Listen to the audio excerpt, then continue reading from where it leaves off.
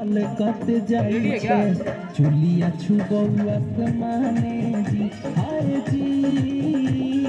चुपना की रस गोरी झलकत जाई छे चुलिया छुबौ आसमाने जी।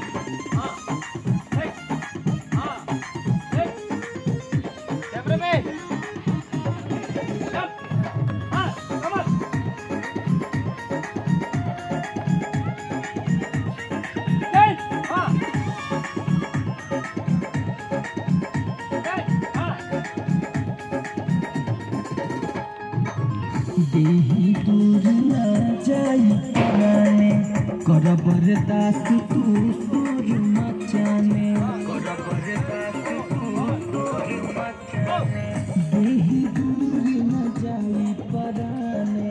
कर बरदास तू सुर मचाने अंगूरी के में गुदाने जी अंगूरी के में गुदाने जी